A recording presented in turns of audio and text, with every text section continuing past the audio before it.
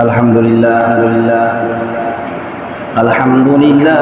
الذي جعل الشمس والقمر بحسبان والنجم والشجر يسجدان وفضل زمانا على زمان كما فضل مكانا على مكان وإنسانا على إنسان وأشهد أن لا إله إلا الله وحده لا شريك له ونشهد أن سيدنا وسندنا ونبينا ومولانا محمدا عبده ورسوله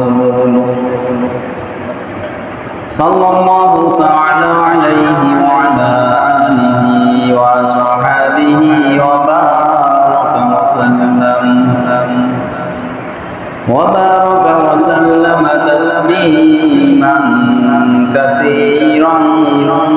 كثيرا أما بعد فقد قال الله تبارك وتعالى في كلامه المجيد والقرآن الحميد أعوذ بالله من الشيطان الرجيم بسم الله الرحمن الرحيم وعاشروهن بالمعروف فإن كرهتموهن فعسى أن تكرهوا شيئا ويجعل الله فيه خيرا كثيرا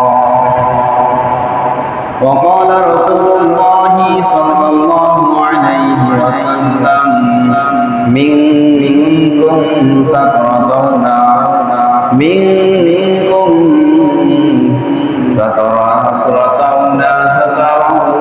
بعدي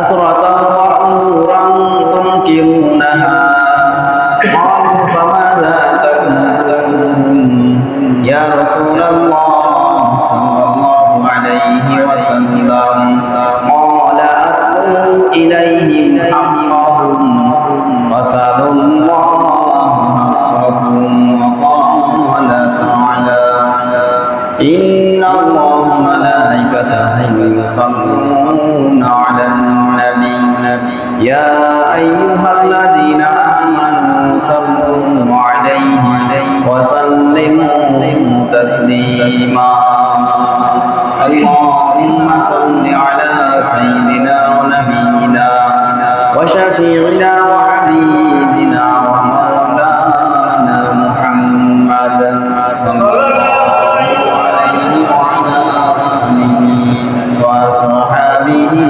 وبارك وسلم الحمد لله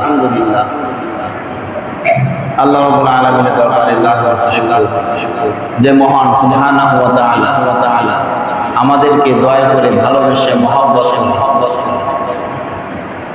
অগণিত মানুষের মধ্যে যাচাই বাছাই করেছে প্রতি জুমার ন্যায় জুমার নামাজ আদায়ের নিয়তে তারিখ হওয়ার মসজিদে আসার বসার তৌফিক দান করেছেন এজন্য অন্তর থেকে কালিমাতুশ শুকর আদায় করি আলহামদুলিল্লাহ।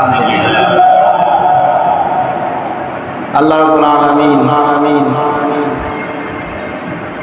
এই বৃষ্টি বর্ষা কপালের মধ্যে অনেক হয়তো আসতে পারবে না, ভুলে যাবে, স্মরণ থাকবে না বিভিন্ন ব্যস্ততার মধ্যে। অনেকটু মানুষ দুর্যোগের মধ্যে পড়লেই তো কিছু মানুষ দুর্যোগে পড়লে আল্লাহকে ভুলে যায়, আবার কিছু মানুষ দুর্যোগে পড়লে আল্লাহকে স্মরণ করে। মূলত আল্লাহ রাব্বুল আলামিনকে স্মরণ করতে হবে মৃত্যু পর্যন্ত, যতক্ষণ রূহটা আমার দেহের সঙ্গে যুক্ত থাকে ততক্ষণ আল্লাহকে স্মরণ করতে হবে। বিপদে পড়লে আল্লাহকে ডাকবো, বিপদ কেটে গেলে আল্লাহকে ভুলে যাব, এটার নাম মুসলমানি না।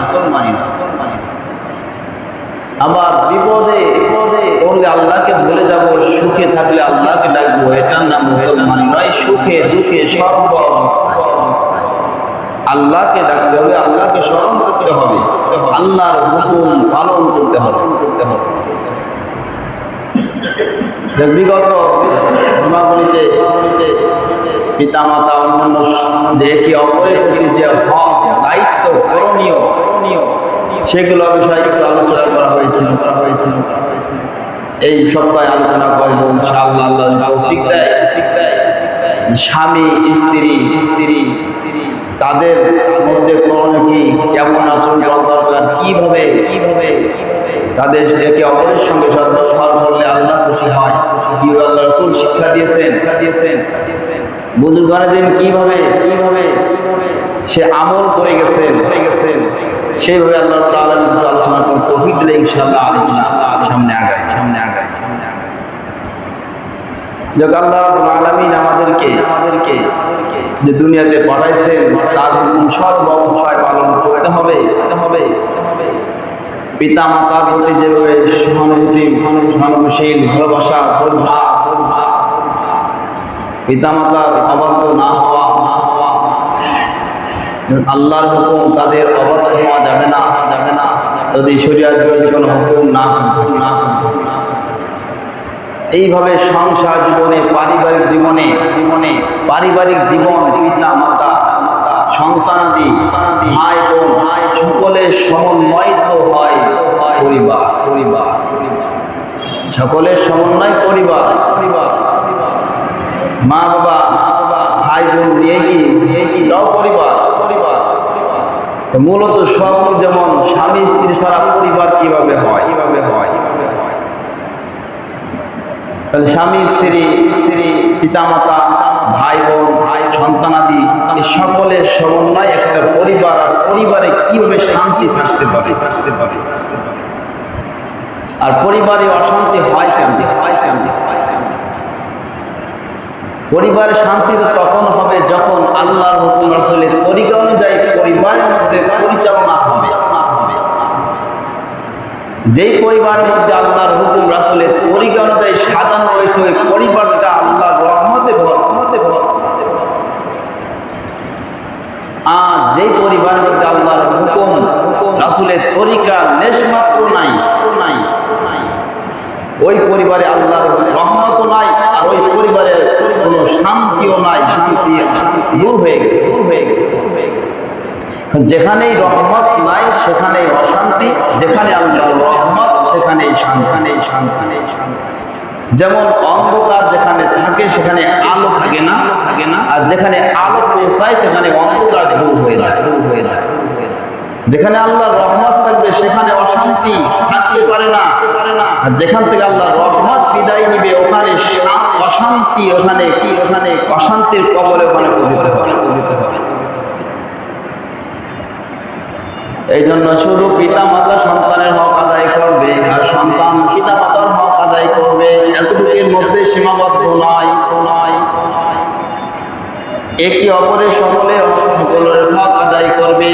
পিতা যেমন সন্তানের হক আদায় করবে, সন্তান ও পিতা মাতার হক আদায় করবে, ভাই বোনের হক আদায় করবে, স্বামী স্ত্রীর হক আদায় করবে, স্ত্রী স্বামীর হক আদায় করবে। যখন সকলের হক আদায় করবে, দায়িত্ব পালন করবে, ওখানে আল্লাহ রাব্বুল আলামিনের রহমতে ভরপুর হয়ে যাবে। যেখানে সকলের হক আদায় করবে, সেখানে আল্লাহর রহমত থাকবেই থাকবে। আর যেখানে আল্লাহর রহমত থাকবে ওখানে অশান্তি আসতে পারে না। এরপর আমাদের সমাজে অশান্তির কোনো শেষ নাই। প্রায় প্রতিটা ঘরে অশান্তি বিরাজমান। অশান্তির কারণ কি? ঘরে অশান্তি, সমাজে অশান্তি, রাষ্ট্রে অশান্তি, দুনিয়ার মধ্যে অশান্তি। কারণ একে অপরের হক আদায়ের ব্যাপারে খুবই অলসতা, হীনমন্যতা, যে কারণে সমাজের মধ্যে অশান্তি, পারিবারিক জীবনে অশান্তি।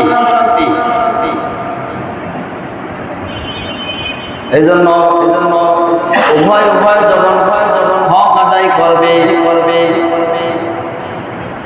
অধিকার থেকে দায়িত্ব পালনের প্রতি যখন তৎপরতা হবে, সচেতন হবে, তখনই ঘরের মধ্যে পারিবারিক জীবনে, সামাজিক জীবনে, রাষ্ট্রীয় জীবনে আল্লাহর রহমতে ভরপুর হবে, শান্তি কায়েম হয়ে যাবে। কারণ এমন আল্লাহ রাসূল সাল্লাল্লাহু আলাইহি ওয়াসাল্লাম বলেছেন, এমন একটা জামানা আসবে যে জামানায় মানুষ একে অন্যের হক আদায় করবে না, কেউ কেউ নিজের অধিকার থেকে বঞ্চিত হয়ে যাবে। মিনকুম সাতারাউনা বাদি আসরাতাও ওয়া নূরান তুনকিরুনাহা ক্বালু ফামাযা তা'মুরুনা ইয়া রাসূলাল্লাহ সাল্লাল্লাহু আলাইহি ওয়াসাল্লাম ক্বালা আদু ইলাইহিম হাক্কাহুম ওয়াসাল্লাল্লাহু হাক্কাহুম। আল্লাহ রাসূল সাল্লাল্লাহু আলাইহি ওয়াসাল্লাম ফরমান, যেমন একটা জামানা আসবে যে জামানায় যখন তোমরা তোমাদের যে অধিকার সেটা অন্যেরা সে অধিকার আদায় করবে না, তোমরা নিজেদের অধিকার থেকে বঞ্চিত হয়ে যাবে, তোমরা তোমাদের অধিকার থেকে বঞ্চিত হয়ে যাবে। যখন আল্লাহ রাসূল সাল্লাল্লাহু আলাইহি ওয়াসাল্লাম সাহাবীদেরকে এই বয়ান করতেছিলেন, সাহাবায়ে কেরাম আল্লাহ রাসূলকে প্রশ্ন করলেন, ইয়া রাসূলুল্লাহ, যখন এই জামানার সময় আসবে তখন মানুষ যখন অধিকার থেকে বঞ্চিত হয়ে যাবে, ওই অধিকার থেকে বঞ্চিত ব্যক্তিরা তখন তাদের কি করণীয়, তখন তারা কি করবে? যখন যে মানুষটা অধিকার থেকে বঞ্চিত হইল, যে অধিকার থেকে বঞ্চিত হবে সে তখন কি করবে, তার করণীয়টা কি? আল্লাহ রাসূল সাল্লাল্লাহু আলাইহি ওয়াসাল্লাম ফরমান, তখনকার যুগে যখন ওই সময়টা আসবে আর যে অধিকার থেকে বঞ্চিত হয়ে যাবে, এই অধিকার থেকে বঞ্চিত হওয়ার কারণে সে আল্লাহ দরবারে সে অভিযোগ পেশ করবে, আল্লাহর উপর রহমতের উপর ভরসা করবে আর অপেক্ষায় থাকবে এবং নিজের দায়িত্বের ব্যাপারে সচেতন হবে, দায়িত্বের ব্যাপারে সচেতন হবে, দায়িত্ব থেকে জানি গাফলতি না হয়, ত্রুটি না হয়। কারণ একজন আমাকে তার অধিকার, আমার অধিকার আমাকে দিল না, আমার অধিকার থেকে জোর করব, ক্ষমতার জোরে আমার অধিকার থেকে আমাকে বঞ্চিত করাইলো, আমার অধিকার থেকে আমাকে বঞ্চিত করাইলো বিদায় আমি তোমার দায়িত্ব পালন থেকে আমি বিমুখ হতে পারবো না। আল্লাহ তোমাকে যদি তোমাকে অধিকার থেকে তোমাকে বঞ্চিত করো, তারপর তোমার যে দায়িত্ব, তুমি দায়িত্ব সচেতন থেকো, দায়িত্বের মধ্যে ত্রুটি না হয়। আর যেমন অধিকার থেকে বঞ্চিত করলো সেটা আল্লাহ ছেড়ে দাও, আল্লাহ এটা ফয়সালা করে। কিন্তু তুমি তোমার দায়িত্বের মধ্যে গাফলতি করো না, ত্রুটি করো না, তোমার দায়িত্বের ব্যাপারে তুমি সচেতন থেকো। বর্তমান জামানায় যত অশান্তির কারণ দেখা যায়, মানুষ তো সকলেই অধিকারের ব্যাপারে সচেতন, দায়িত্বের ব্যাপারে সচেতন নয়, অসচেতন। কারণ অধিকার যেখানে, কোথায় আমি কি পাবো, কোথায় আমার কি অধিকার হয়েছে, ওখানে কবজা করার জন্য খুব জান প্রাণ দিয়ে আমরা চেষ্টা করি, কিন্তু আমার কাছে আরেকজন কি পাবে, কোন জায়গায় আমার কি দায়িত্ব পালন করতে হবে, ওই ব্যাপারে আমার কোনো সচেতন নাই, ওখানে আমি অচেতন, অর্থাৎ বেহুশ অজ্ঞান মানুষের মধ্যে, যার কোনো জ্ঞান নাই, অচেতন। আর যেখানে আমি পাইবো ওখানে আমার সচেতন, এমন সচেতন, খাওয়া দাওয়া ঘুম সব ছেড়ে দিয়ে আমার অধিকার আদায়ের জন্য উঠে পড়ে লেগে যায়, জীবন দিয়ে হলে আমার অধিকার আদায় করতে হবে। কিন্তু আল্লাহ কি বলছেন, তোমার হক থেকে তোমাকে বঞ্চিত করে, তোমার অধিকার ব্যাপারে তুমি নমনীয় হয়ে যাও, অধিকারের ব্যাপারে তুমি নমনীয় হয়ে যাও, শিথিলতা হয়ে যাও, তোমার দায়িত্বের ব্যাপারে তুমি সচেতন হয়ে যাও। কিন্তু আমাদের কাজ সম্পূর্ণ তার উল্টা। আল্লাহ রাসূল যা বলেন, আল্লাহ যা বলেন তার উল্টা চলা আমাদের স্বভাব। যেমন একটা মাছ আছে পানির মধ্যে, কিছু মাছ আছে পানি যেদিকে আসে তার উল্টো দিক চলায় তার গতি। পানির স্রোতে সব মাছ চলে না, কিছু মাছ আছে পানির উল্টা দিক চলে। আল্লাহ রাব্বুল আলামিন যা বলেন, তার রাসূল যা বলেন, আমাদের মধ্যে কিছু মানুষের স্বভাব রয়েছে এমন, আল্লাহ যা বলছে, রাসূল যা বলছে তার উল্টো চলাটাকে আমরা ভালো মনে করি। আল্লাহ বলছেন ফাস্তাবিকুল খায়রাত, তোমরা নেক কাজে প্রতিযোগিতা করো, ভালো কাজে প্রতিযোগিতা করো, নামাজ নিয়ে প্রতিযোগিতা করো, রোজা নিয়ে প্রতিযোগিতা করো, দান সদকা নিয়ে প্রতিযোগিতা করো, নেক কাজ নিয়ে প্রতিযোগিতা করো, ভালো ভালো সত্য কথাগুলো নিয়ে প্রতিযোগিতা করো। এগুলো বলছে আল্লাহ বলছে ফাস্তাবিকুল খায়রাত, উত্তম ভালো নেক কাজ নিয়ে প্রতিযোগিতা করো। এটা আমাদের মধ্যে কি কিছু কিছু সফল তো না, আসলে সবার মধ্যে তো সব গুণ থাকবো না, ভালো গুণ অনেকের মধ্যেই থাকবে, আবার সবার মধ্যে সব ভালো হয়ে যাবে তাও নয়। সবাই যদি ভালো হয়ে যায় তাহলে পরীক্ষার হলো ঠিক শয়তানের দায়িত্ব তাহলে শয়তান হয়ে যাবে, অবসর হয়ে যায়। আর শয়তান অবসর হয়ে গেলে দুনিয়ার দরকার কি, আর দুনিয়াতে তাহলে শেষ হয়ে যাবে। কারণ শয়তানের দায়িত্ব কিয়ামত পর্যন্ত থাকবে।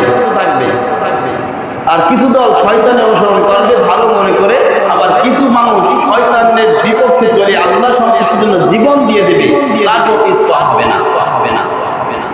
তাহলে আমাদের প্রতিযোগিতা, কিছু মানুষের প্রতিযোগিতা আছে ফাস্তাবিকুল খায়রাতের চিন্তা, নামাজ নিয়ে প্রতিযোগিতা করি না, রোজা নিয়ে প্রতিযোগিতা করি না, দান সদকা নিয়ে প্রতিযোগিতা করি না। কেউ দান করলে 500 টাকা 5,000 টাকা কেউ দান করে, চিন্তা করিও 5,000 টাকা আছে, 3 সন্তান বিদেশ, আমার 1 সন্তান বিদেশ, আমি দেবো 1,000 টাকা। কি করে কিনা এখানে হিংসা করে। এখানে তো আমি বেশি দান করি তাহলে আমাদের লস হবে না লাভ হবে। যদি আমি দান বেশি করি তা আমার কিয়ামতের ময়দানে আমার শান্তি অনন্তকাল যেখানে আমি ভোগ করবো, সেই ভোগের ঠিকানে আমার শান্তিটা স্থির, শান্তির অবস্থান আমার আরো গভীর হবে, আরো শক্ত হবে, মজবুত হবে। ওই অ্যাকাউন্ট যদি ভারী হচ্ছে এই চিন্তা আমার মধ্যে নাই।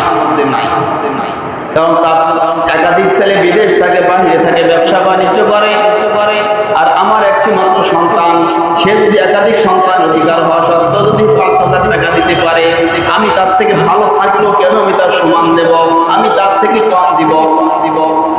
এখানে এই প্রতিযোগিতা মন মানসিকতা এটা অনেকের মধ্যে, সবার মধ্যে আছে তা নয়, কিছু মানুষের মধ্যে আছে। আপনার যে আমার সামর্থ্য যে আমার থাকে, আমার 1 সন্তান আছে, আর যদি 10 সন্তান থাকুক, 10 সন্তান আল্লাহ ব্যক্তি যদি 10,000 টাকা দিতে পারে, আমি 1 সন্তান হওয়ার কিন্তু 10,000 দেওয়া তৌফিক যদি আল্লাহ আমাকে দেয়, তাহলে আমি দিব না মানে পাল্লা দিব।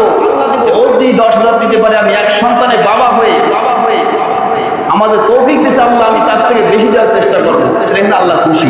ফাস্তাবিকুল খায়রাত, নেক কাজে প্রতিযোগিতা করো, কিন্তু আমাদের কাজটা সম্পূর্ণ বিপরীত। এই জন্য কিছু মানুষ সবার ওই মাছের মতো পানির কুত্তা দিকে চলে। আল্লাহ রাসূল বলেন, যখন তোমরা তোমাদের অধিকার থেকে বঞ্চিত হয়ে যাবে, অধিকারের ক্ষেত্রে তোমরা নমনীয় হয়ে যাও এবং দায়িত্বের ব্যাপারে সচেতন হয়ে যাও। দায়িত্বের মধ্যে যেন কোনো ত্রুটি না হয়, কোনো ত্রুটি না হয়। সংসার জীবনে, পারিবারিক জীবনের মধ্যে দেওয়া শান্তি মূলে একটাই দায়িত্ব, একটাই সমস্যা, সেটা হচ্ছে আমরা অধিকারের ব্যাপারে সচেতন, দায়িত্বের ব্যাপারে নমনীয় সচেতন। যেটা আল্লাহ রাসূল বলেন, অধিকারের ব্যাপারে তোমরা নমনীয় হও, নম্র হও, ভদ্র হও। যেটা তোমার অধিকার তুমি পাইতেছো না, এখানে তুমি নম্র হও, কঠোর হও না। কিন্তু তোমার উপরে যে আরেকজনের যে অধিকার আছে, তোমাদের দায়িত্ব আছে, দায়িত্বের ব্যাপারে সচেতন হও, এখানে নমনীয় হইল। কিন্তু আমাদের ক্ষেত্রে সম্পূর্ণ বিপরীত। দেখেন, গার্মেন্টসের যখন আন্দোলন শুরু হয়, শ্রমিকরা আন্দোলন করে তাদের বেতন বাড়ার জন্য, কাজ বন্ধ করে মালিকের বিরুদ্ধে স্লোগান শুরু হয়ে যায়। কিসের জন্য? অধিকার আদায়ের জন্য, নাকি অন্য কোন স্বার্থ? স্বার্থ কি? অধিকার। আমি 8 ঘন্টা 12 ঘন্টা ডিউটি করি, আমার বেতন এতে চলবে না, আর বেতন না বাড়লে কাজ বন্ধ হয়ে থাকবে। সকলে একযোগে আন্দোলন করে কাজ বন্ধ করে দেয়, নীল কারখানাকে অফ করে দেয়। একমাত্র উদ্দেশ্য কি? অধিকার আদায়ের জন্য আন্দোলন করে। আল্লাহ কি বলছেন? অধিকারের ব্যাপারে নমনীয় হও, দায়িত্বের ব্যাপারে সচেতন হও। দায়িত্বের মধ্যে ত্রুটি যদি হয়, তুমি ধরা খেয়ে যাবা, আর তোমাকে কেউ যদি অধিকার থেকে বঞ্চিত করে, সে ধরা খেয়ে যাবে কিয়ামতের ময়দানে। কোনটা? কিন্তু আমাদের কিছু মানুষের স্বভাব তার বিপরীত। স্বামী মনে করে স্ত্রীর কাছে আমি আমার অধিকার, স্ত্রী কেন আমার অধিকার আদায় করবে না, তাকে খাওয়াইতেছি, পড়াইতেছি, সে আমার কেন আমার অধিকার আদায় করবে না, কেন আমার হুকুম মানবে না। এটা হলো বলে স্বামী অধিকার রয়েছে স্ত্রী থেকে কিছু পাওয়া, পক্ষান্তরে অধিকার রয়েছে, করণীয় রয়েছে, কিন্তু আমরা দায়িত্বের ব্যাপারে সচেতন, অধিকারের ব্যাপারে সচেতন, দায়িত্বের ব্যাপারে অচেতন, যে কারণে পারিবারিক জীবনে অশান্তি। আল্লাহ রাসূল সাল্লাল্লাহু আলাইহি সাল্লাম বিভিন্ন ভাষণে পুরুষের তুলনায় নারীদের দায়িত্ব অনেক, নারীদের অধিকার নিয়ে কথা বলেছেন। হাদিস, কোরআন এবং হাদিসে পুরুষের তুলনায় নারীর অধিকার বেশি দেওয়া হয়েছে, নারীর অধিকার বেশি। বিদায় হজের ভাষণে আল্লাহ রাসূল সাল্লাল্লাহু আলাইহি সাল্লামের শেষ যে ভাষণ ছিল সাহাবায়ে আজমাইনদের নিয়ে শেষ ভাষণটি, সেই ভাষণের মধ্যে আল্লাহ রাসূল সাল্লাল্লাহু আলাইহি সাল্লাম বলেন, আমি একটা কথা বলি, খুব খেয়াল করে শুনে রাখো, মনে রাখো, খুব খেয়াল করে মনে রাখো, তোমরা কি করো, তোমরা নারীদের প্রতি সৎ ব্যবহার করার নির্দেশ আমি দিতেছি। তোমরা নারীদের সঙ্গে সৎ ব্যবহার করো এবং নারীদের অধিকার তোমরা আদায় করো। এই নির্দেশ তোমরা পালন করো, তোমরা এই নির্দেশ পালন করো। ফাইন্নাহুন্না বিন-নিসাই খায়রুন, যে তোমরা কি করো, ফাস্তাউসু বিন-নিসাই খায়রুন, তোমরা নারীদের প্রতি সৎ ব্যবহার করো এবং তাদের প্রতি তাদের যে অধিকার, সে অধিকার আদায় করে নির্দেশ আল্লাহ রাসূল বলেছেন, ফাস্তাউসু বিন-নিসাই খায়রুন। নারীদের সৎ ব্যবহার করতে বলছেন, তাদের অধিকার আদায়ের জন্য বলছেন। তারপরে বলছেন ফাইন্নাহুন্না খুলিকনা মিন দিলাইন, কারণ নারীদের একটা স্বভাব রয়েছে, এটা স্বভাব যাতে আল্লাহ রাব্বুল আলামিন তাদেরকে দিয়েছেন, তারা বাঁকা হয়ে থাকে, ঠিক কিনা? এটা পুরুষের তুলনায় তারা কিন্তু বাঁকা হয়ে থাকে, তারা হয়ে থাকে। কারণ কি? কারণ আল্লাহ বলছেন ফাইন্নাহুন্না খুলিকনা মিন দিলাইন, কারণ তাদেরকে আল্লাহ রাব্বুল আলামিন পাথরের বাঁকা হাড় থেকে তৈরি করছে, যে জন্য তাদের কাজটা কি, তাদের মনটাই তখন বাঁকা।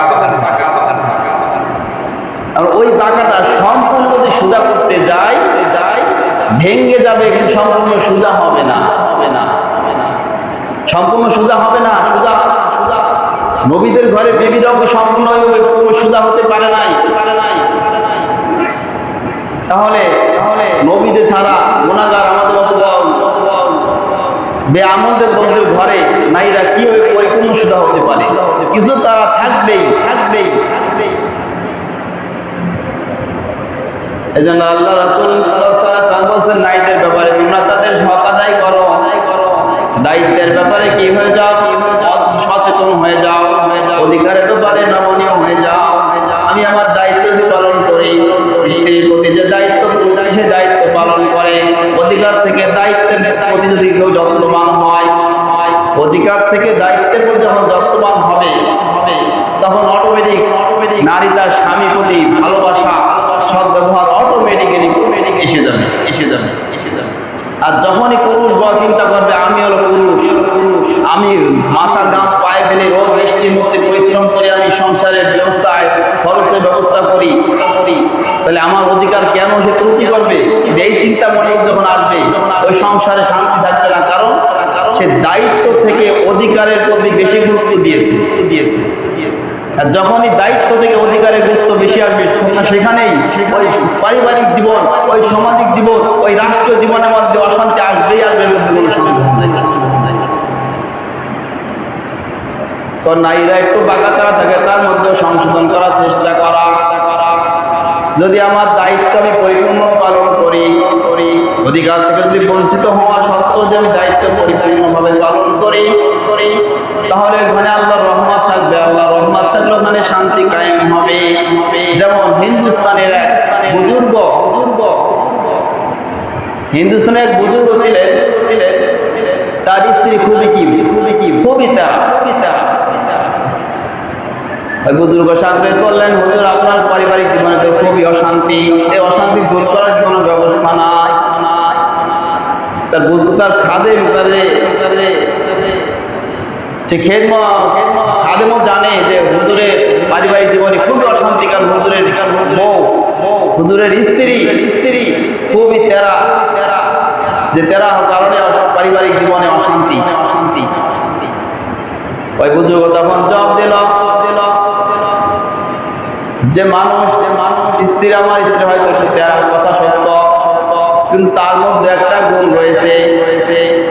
কারণ নারীদের প্রতি খালি দোষ খুঁজলে দোষ বের হবে, আর দোষের দিকে যখন আমি লক্ষ্য করবো তখন তার প্রতি ভালোবাসা কমে যাবে। যখন দোষ খালি দেখবো বলবো, অটোমেটিক্যালি উভয়ের মধ্যে মহব্বত ভালোবাসা দূর হয়ে যাবে, কমে যাবে। যখন একটা দোষ চোখে পড়ে তখন তার একটা গুণের কথা স্মরণ করি, যখন তার গুণের কথা স্মরণ করবো তখন অন্তর থেকে ওই রাগটা দূর হয়ে যাবে। কারণ এমন কোনো মানুষ আছে যার মধ্যে তার ভালো গুণ নাই? প্রত্যেকটা মানুষের মধ্যে আল্লাহ ভালো গুণ কিছু না কিছু দিয়েছে। চাই সে মুসলমান হোক, বেধর্মী, অন্য কোনো জাতি হোক না কেন, প্রত্যেকটা মানুষের মধ্যে আল্লাহ খারাপ হলেও তার মধ্যে কিছু না কিছু ভালো গুণ দিয়ে থাকে। এই ভালো গুণ প্রত্যেকটা মানুষের মধ্যে থাকে। নষ্ট হলেও তার মধ্যে ভালো গুণ থাকে। তাহলে নারী যদি তেরাও হয়, তার মধ্যে কিছু না কিছু কিন্তু থাকবে। আর ওই কিছু না কিছু গুণের কারণেও যে ধৈর্য ধারণ করতে পারে, আল্লাহ রহমত আমার মধ্যে আসবে। গুণটা কেমন? যেমন উপমা দিয়ে বলি, ঘড়ি যেমন ব্যাটারি থাকলে ভালো থাকলে সস্তা থাকলে চলতে থাকে, টাইম থেকে কি করা যায়, নির্ণয় করা যায়।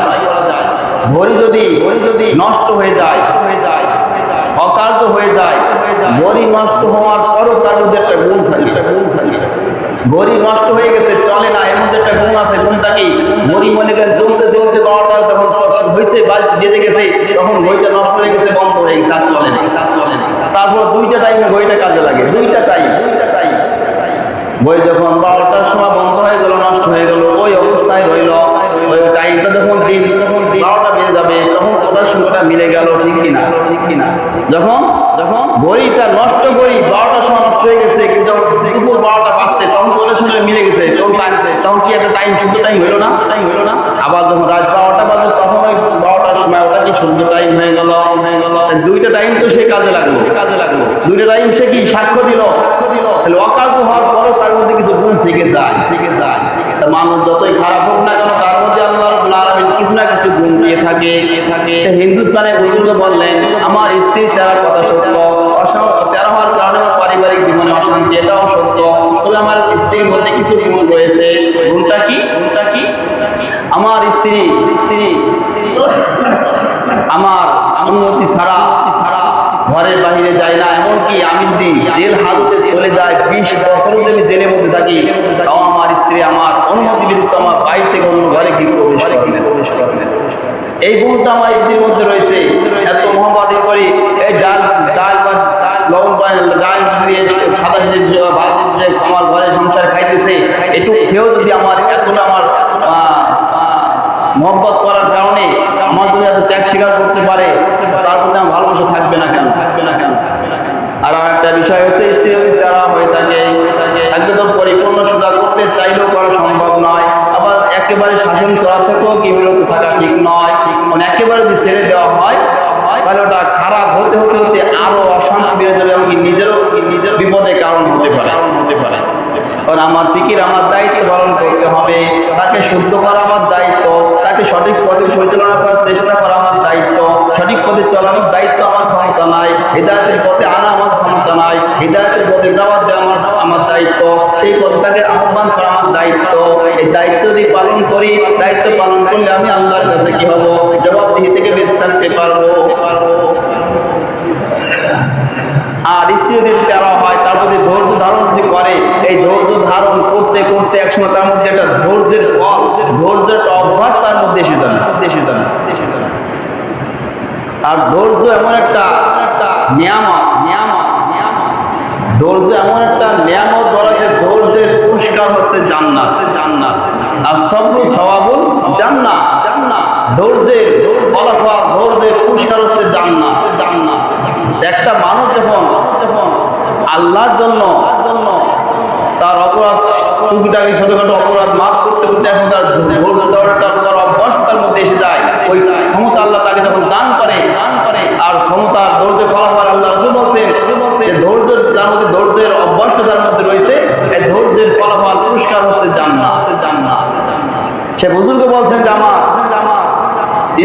এরকম বাঁকা দ্বারা যে কারণে আমি এই সহ্য করতেছি, এই সহ্য করতে করতে আমার মধ্যে একটা সবর করার একটা অভ্যাস গড়ে উঠবে, তাই সবরের ফল হিসেবে আমি জান্নাত পেয়ে যাবো। এই জন্য সংসার জীবনে যদি আমার অধিকার থেকে দায়িত্বের প্রতি সচেতন হয়, স্বামী তার অধিকার থেকে দায়িত্বের প্রতি যদি সচেতন হয়, তাহলে স্ত্রীও তার অধিকার থেকে দায়িত্বের প্রতি সচেতন অভ্যস্ত হয়ে যাবে। আর যখন আমার নিজের দায়িত্ব নিয়ে আমি ফলাও করবো, নিজের দায়িত্বের ক্ষমতা দেখাবো, তখন স্ত্রী চিন্তা করবে তার বিপরীত সেও দায়িত্বের উপর দিকে কি করবে যে আমার তো এই দায়িত্ব, সেই দায়িত্ব, এটা পাই না, ওটা পাই না, এটা করো না, সেটা করো না, বিভিন্ন দোষ ধরা শুরু করবে। আর যখন একে অপরের দোষ ধরা শুরু করবে, তখন তো আল্লাহ রহমত থাকবে না, তখন মন মালিন্য শুরু হবে, ওখান থেকে আল্লাহ রহমত বিদায় নিবে। এই জন্য সর্ব অবস্থায় কি হবে, নিজের শুধু পারিবারিক জীবনে নয়, সামাজিক জীবনে, রাষ্ট্রীয় জীবনে, প্রত্যেকটা সেক্টরে যদি আমি আমার দায়িত্ব থেকে, অধিকার থেকে দায়িত্বের প্রতি সচেতন হয়, তাহলে ওই সমাজের মধ্যে, রাষ্ট্রের মধ্যে আল্লাহর রহমত ভরপুর হয়ে যাবে। আর আল্লাহর রহমত যদি ভরপুর হয়ে যায়, তাহলে ওখানে শান্তি কায়েম হয়ে যাবে। আর এখন একজন নারী যখন আর একটা ঘরে, নতুন ঘর যখন বিবাহবদ্ধ হওয়ার পর একটা নতুন ঘরে, নতুন সংসার যখন যায়, নারীটা প্রথম পর্যায়ে পূর্বে যা কেউ ছিল না কেন, মন কিন্তু একটু পরিবর্তন হয়ে নতুন বাড়িতে পারে, যে পূর্বে যা করছি না করছি ওগুলা ভুলে গিয়ে এখন আমার বাকি জীবনটা নতুন করে সাজাইতে হবে, নতুন করে আমার মানে সুখের সংসার সাজাতে হবে। অন্যদের যাদেরকে চিনতাম না তাদেরকে পরিচিত হয়ে তাদের সঙ্গে নিয়ে আমার সুখের সংসার করতে হবে। মন পরিবর্তন করে এভাবে একটা নতুন সংসারে পা রাখার পর পুরুষের দায়িত্বের অবহেলার কারণে ওই নারীর যে একটা নিয়ত ছিল, যে নিয়ত থেকে কি হয়ে যায়, ছিটকে পড়ে গিয়ে শয়তানের হাতিয়ার হয়ে যায়। আর নারী জাতি তো শয়তানের হাতিয়ার, শয়তান নারীদেরকে নিজের হাতিয়ার হিসেবে ব্যবহার করে। শয়তানের হাতিয়ার হচ্ছে নারী। যত ফেতনা ফাসাদ মারামারি দেখবেন, অধিকাংশ নারীর মূলে আছে নারী কিন্তু ফিল্ডে নাই, সামনে নাই, পিছনে আছে নারী।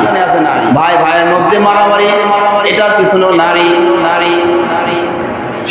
সংসারের মধ্যে অশান্তি, ঝগড়া ফেসাদ, বউ শাশুড়ির যুদ্ধ, এখানেও নারীর কারণে অশান্তি।